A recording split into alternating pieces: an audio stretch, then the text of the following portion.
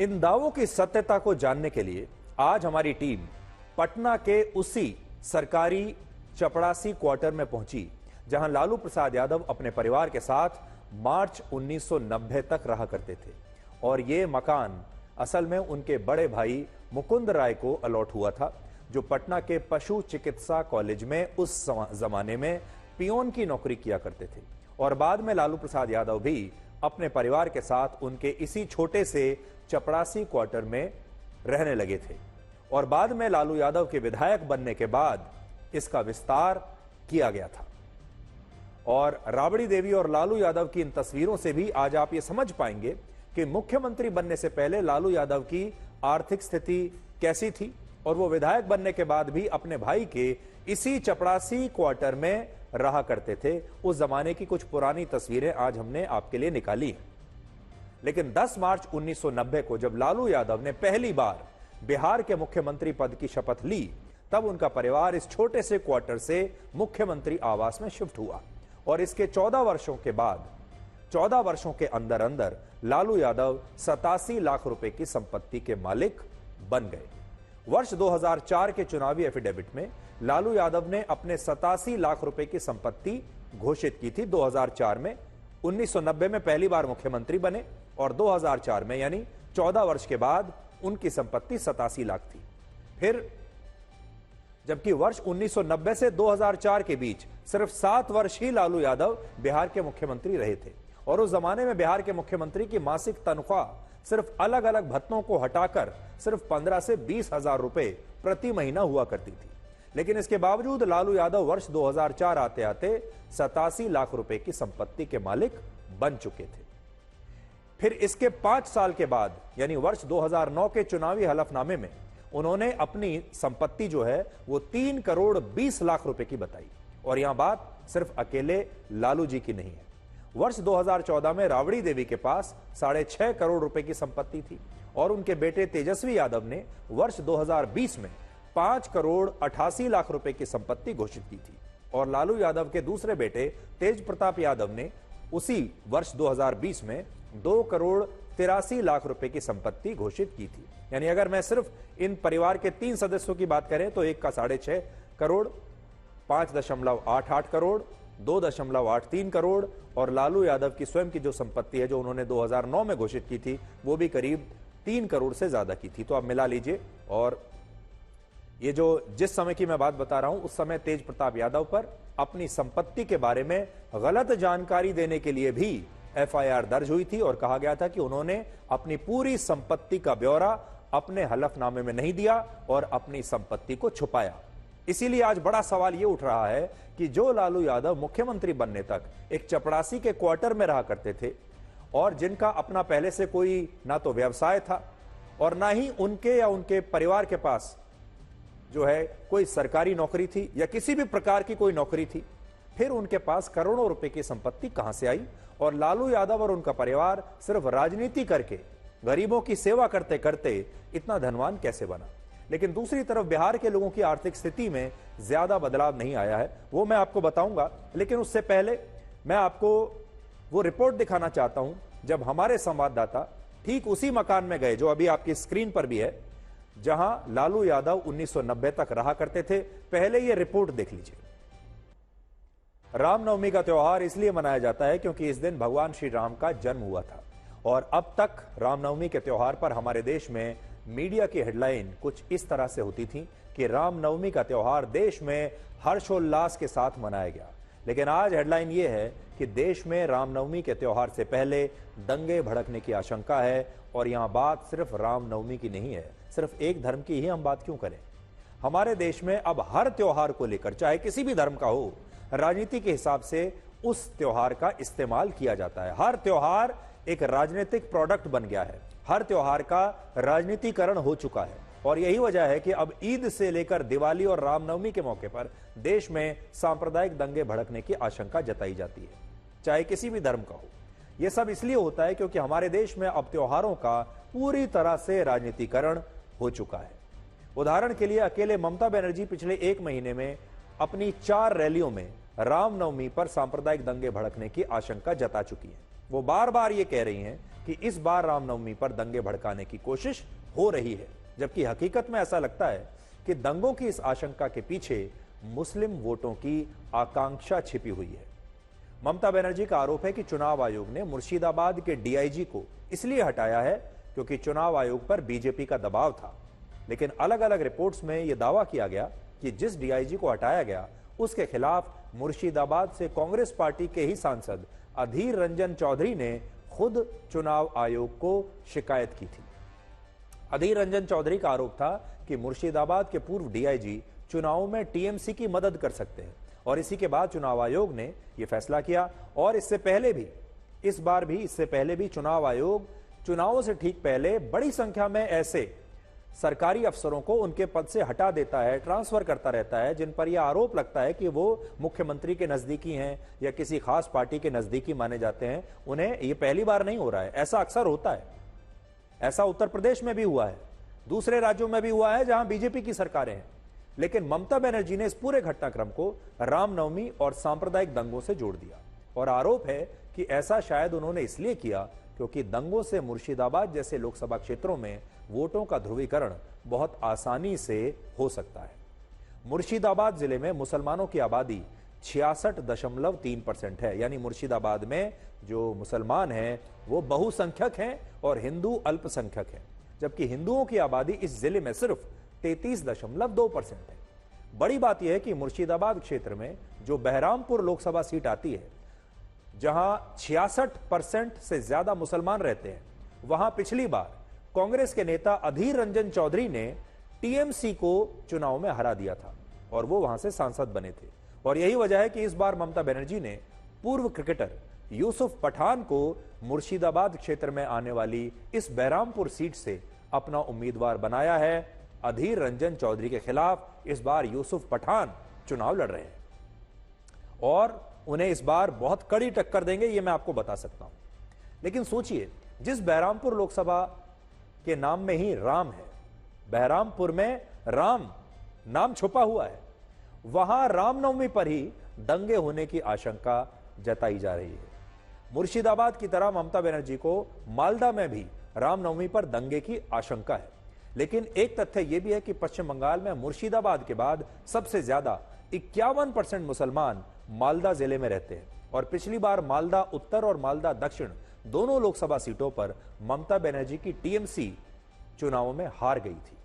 मालदा उत्तर में कांग्रेस जीती थी और मालदा दक्षिण में बीजेपी ने टीएमसी को हराया था।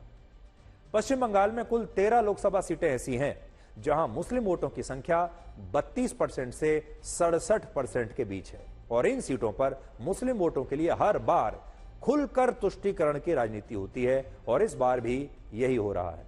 वरना आप खुद सोचिए, जिन सीटों पर मुसलमान बहुसंख्यक हैं उन्हीं सीटों पर ममता बनर्जी को रामनवमी पर दंगे भड़कने का डर क्यों सता रहा है? तो एक जवाब तो इसका यह है कि सब कुछ राजनीति की वजह से होता है। अब हम आपको एक ऐसी खबर के बारे में बताएंगे जो चुनावी बॉन्ड्स के शोर में कहीं दबकर रह गई और आप तक पहुंच नहीं पाई, लेकिन हकीकत में यह खबर चुनावी बॉन्ड्स की खबर से भी बड़ी है। आजकल चुनावी बॉन्ड्स को लेकर बड़ा विवाद चल रहा है। वर्ष 2018 से 2024 के बीच लगभग 6 वर्षों में राजनीतिक पार्टियों को 16,518 करोड़ रुपए के चुनाव बॉन्ड से चंदा मिला है और अभी हमारे देश में विपक्ष ने इसे एक बहुत बड़ा मुद्दा बना रखा है कि बीजेपी को इतना पैसा क्यों मिल गया या इस अमुक पार्टी को इस कंपनी से इतना पैसा क्यों मिल गया, जबकि इन चुनावी बॉन्ड से चंदे की बारिश विपक्षी दलों पर भी उतनी ही हुई है, बल्कि बीजेपी को कम पैसा मिला है, विपक्षी दलों को ज्यादा मिला है। लेकिन क्या आप जानते हैं कि पिछले 44 दिनों में, मैं 6 साल की बात नहीं कर रहा, 5 साल की बात नहीं कर रहा हूं, सिर्फ 44 दिनों की बात कर रहा हूं। पिछले 44 दिनों में चुनाव आयोग ने देश में 4,658 करोड़ रुपए की अवैध शराब, ड्रग्स, कैश और चुनाव में मुफ्त में बांटे जाने वाला सामान जब्त किया है। कितने का? 4,658 करोड़ रुपए का। लेकिन इस पर हमारे देश में ना कोई चर्चा है, ना कोई बात हो रही है, जबकि यह भारत के अब तक के लोकतांत्रिक इतिहास में हुई सबसे बड़ी कार्रवाई है और यह सारा वो कैश और वो शराब है जिनसे इस देश के नेता नोट तंत्र के जरिए लोकतंत्र का वोट खरीदने की कोशिश करने वाले थे। पूरी खबर आपको बताऊं उससे पहले आपसे एक सवाल है। ईवीएम को लेकर बहुत विवाद होता है कि ईवीएम की सेटिंग हो रही है और इस सेटिंग की वजह से बीजेपी जीत जाती है। यह बेईमानी मानी जाएगी। चुनाव बॉन्ड जो है वो भी बड़ा विवाद है, क्योंकि वो भी चुनाव से ही जुड़े हुए हैं कि भाई चुनाव में फंडिंग कहां से आ रही है, यह भी बेईमानी मानी जाएगी।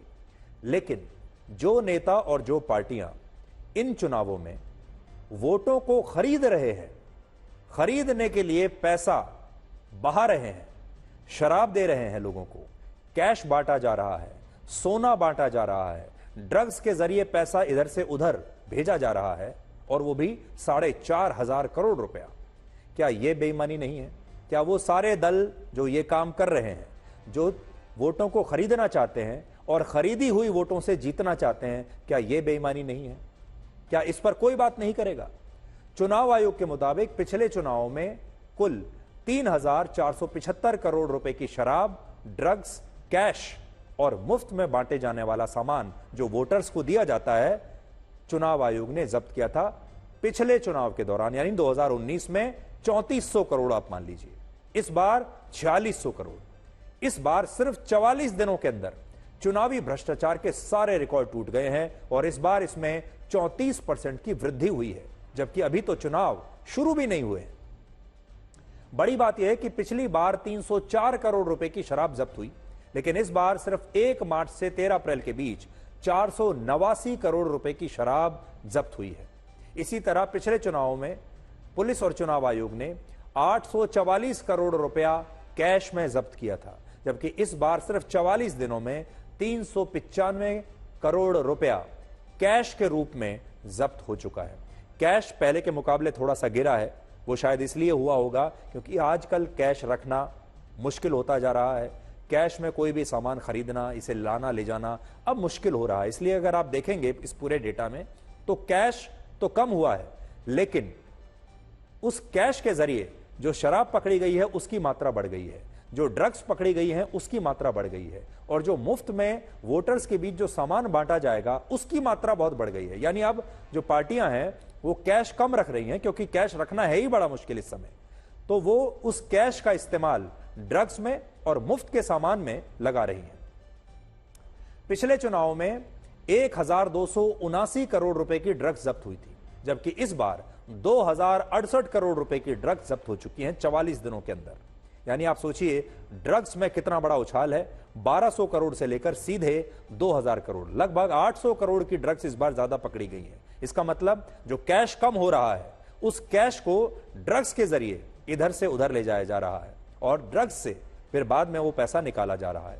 पिछले चुनावों में मुफ्त में बांटे जाने वाली साड़ियां, चप्पल, टीवी, मोबाइल फोन और दूसरा 60 करोड़ रुपए का सामान चुनाव आयोग ने जब्त किया था, लेकिन इस बार अब तक 1,142 करोड़ रुपए का वोटरों को मुफ्त में बांटे जाने वाला सामान जब्त हो चुका है। और इससे आप समझ सकते हैं कि हमारे देश में अब लोकतंत्र को मुफ्त की रेवड़ियों से लूटने की भी कोशिश हो रही है। इसमें जंप देखिए आप, पिछले चुनाव में सिर्फ 60 करोड़ रुपए का मुफ्त का सामान था, इस बार 1100 करोड़ रुपया ये पहुंच गया।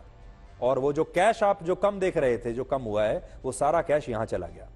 सबसे बड़ा विरोधाभास यह है कि जिस ईवीएम को हैक करने की बात आज तक कभी साबित नहीं हुई, उस ईवीएम को लेकर तो हमारे देश के विपक्षी दल लगातार सवाल उठाते हैं। आज सुप्रीम कोर्ट में भी वो पहुंच गए, सुप्रीम कोर्ट में भी ये चर्चा हो रही है। लेकिन इसी देश के लोगों को जब चुनावों में शराब, कैश, ड्रग्स और मुफ्त की रेवड़ियां देकर उनसे उनका वोट खरीद लिया जाता है, तो इस बेईमानी पर कोई बात नहीं करता, जबकि असली गड़बड़ी ईवीएम में नहीं बल्कि यहां हो रही है। असली बेईमानी तो यहां हो रही है और आप लोग सब ईवीएम के पीछे पड़े हैं। यहां एक और बड़ा पॉइंट यह है कि इस चुनावी भ्रष्टाचार को रोकने के लिए वही चुनाव आयोग दिन रात काम कर रहा है जिसकी निष्पक्षता पर विपक्षी पार्टियां अक्सर सवाल उठाती हैं। इसलिए आज चुनाव आयोग की तारीफ करनी पड़ेगी और चुनाव आयोग सब पर कैसे बराबरी का एक्शन ले रहा है वो भी देखिए। चुनाव आयोग के मुताबिक उसने इस बार देश में सबसे ज्यादा 778 करोड़ रुपए राजस्थान से पकड़े हैं जहां बीजेपी की सरकार है, 605 करोड़ रुपए गुजरात से जहां बीजेपी की सरकार है, 460 करोड़ तमिलनाडु से, 431 करोड़ महाराष्ट्र से, 311 करोड़ पंजाब से, 281 करोड़ कर्नाटक, 236 करोड़ दिल्ली। सोचिए, यहां थोड़ी देर के लिए रुक जाइए, 236 करोड़ रुपए तो दिल्ली से बरामद हुए हैं, 219 करोड़ रुपए पश्चिम बंगाल, 155 करोड़ बिहार से और 145 करोड़ रुपए की जब्ती उत्तर प्रदेश से की है। वहां पर भी बीजेपी की ही सरकार है। अब हम आपको दुनिया की दूसरी सबसे मुश्किल परीक्षा यानी यूपीएससी की सिविल सर्विसेज की परीक्षाओं के नतीजे के बारे में बताएंगे और ये नतीजे आज ही आए हैं।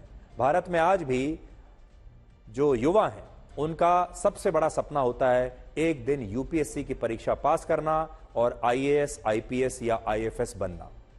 पिछले साल हुई यूपीएससी की इस परीक्षा में कुल मिलाकर 1016 उम्मीदवार पास हुए हैं और यह खबर हम युवाओं के लिए दिखा रहे हैं, आप ध्यान से सुनिएगा।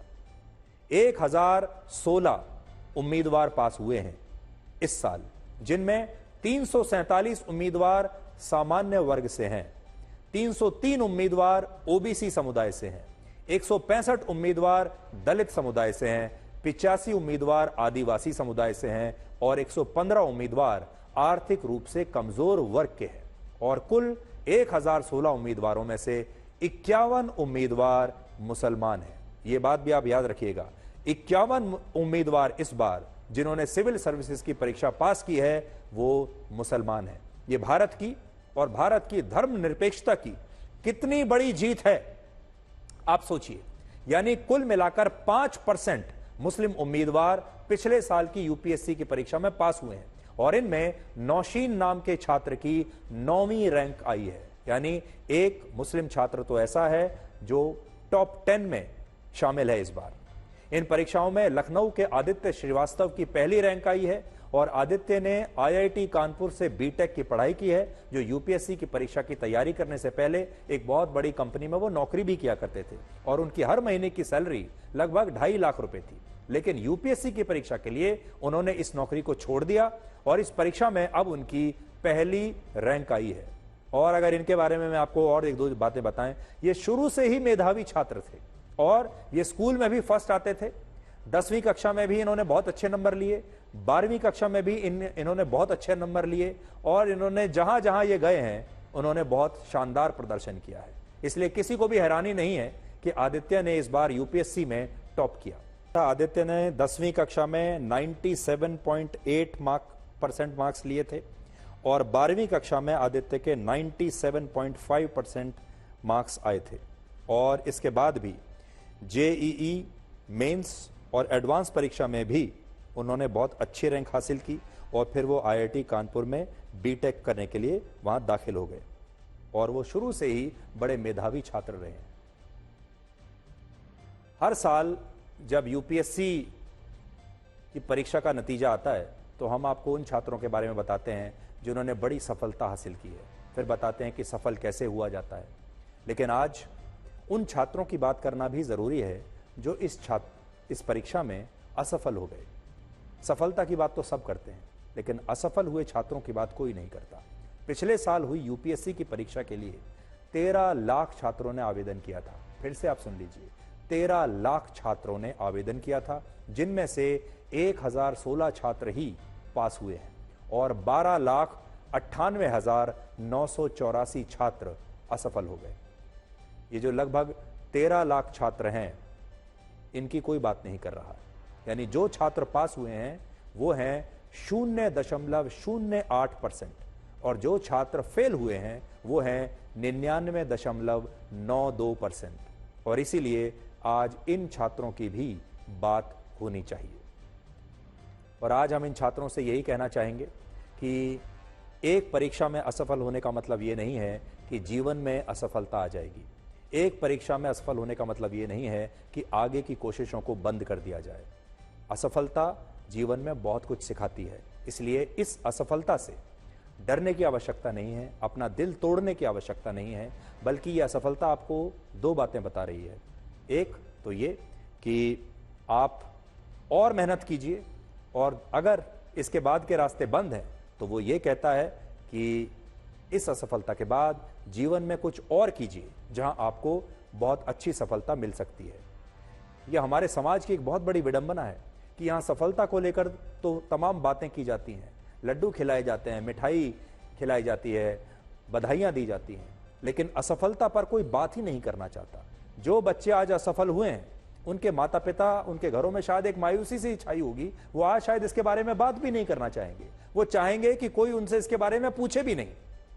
जबकि सच्चाई यह है कि इन फेल हुए छात्रों में से बहुत से ऐसे होंगे जिनका सिर्फ कुछ नंबरों से पीछे रह जाने की वजह से आज चयन नहीं हो पाया, और ऐसे लोग आज काफी निराश भी होंगे। उन सभी युवाओं से हम ये कहना चाहते हैं कि अगर किसी कारण से वो पास नहीं हुए तो उन्हें अपना दिल आज छोटा नहीं करना चाहिए, बल्कि और ज्यादा मेहनत करनी चाहिए, और उन्हें यह देखना चाहिए कि कहां कमी रह गई। असफल होने वाले उम्मीदवारों में एक उम्मीदवार का नाम आज मैं आपके साथ शेयर करना चाहता हूं, और उसका नाम है कुणाल आर विरुलकर।